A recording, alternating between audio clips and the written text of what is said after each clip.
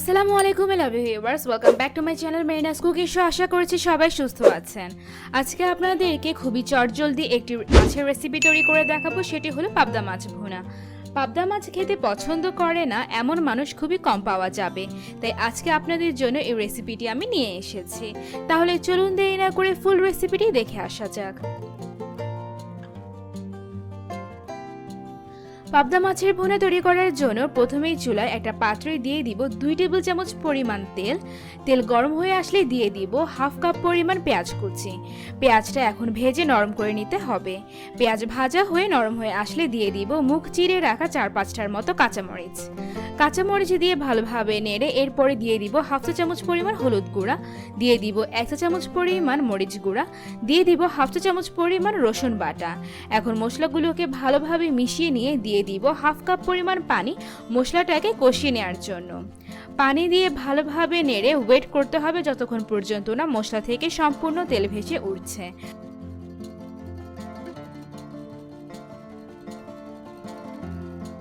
মশলা থেকে তেল ভেসে উঠলে এরপরে দিয়ে দিব বড় সাইজের টমেটোর অর্ধেকটা।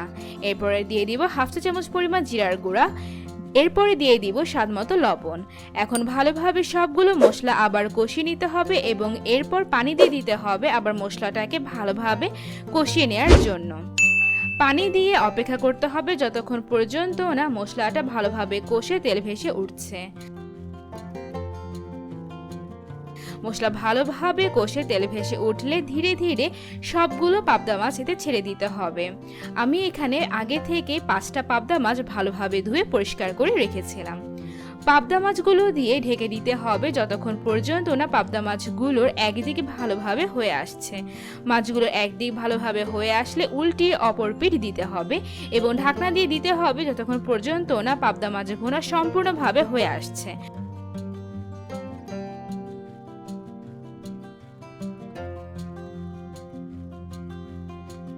সম্পূর্ণ রান্নাটা ভালোভাবে হয়ে আসলে সবশেষে ঢাকনা খুলে দিয়ে দিতে হবে পরিমাণ মতো ধনেপাতা কুচি। হয়ে গেল খুবই মজাদার পাবদা মাছ ভুনা। খুব ঝটপট আপনাদেরকে আজকে এই রেসিপিটি তৈরি করে দেখানোর চেষ্টা করেছি। দুপুরবেলা গরম গরম ভাতের সাথে এই পাবদা মাছ ভুনা কিন্তু একদম জমে যাবে। আশা করছি আজকের রেসিপিটি আপনাদের ভালো লেগেছে। আর আমার এই রেসিপিটি যদি আপনাদের ভালো লেগে থাকে তাহলে বাসায় অবশ্যই ট্রাই করবেন। আর যদি আমার এই রেসিপিটি আপনারা বাসায় ট্রাই করে থাকেন তাহলে আমাকে পিছিয়ে পাঠাতে কিন্তু একদম ভুলবেন না। ডেসক্রিপশন বক্সে আমার পেজ এবং গ্রুপের লিংক দেওয়া আছে। And please don't forget to give a like, comment and also share my videos if you like, and please subscribe to my channel and click the bell button to get the early notifications. Thank you for watching.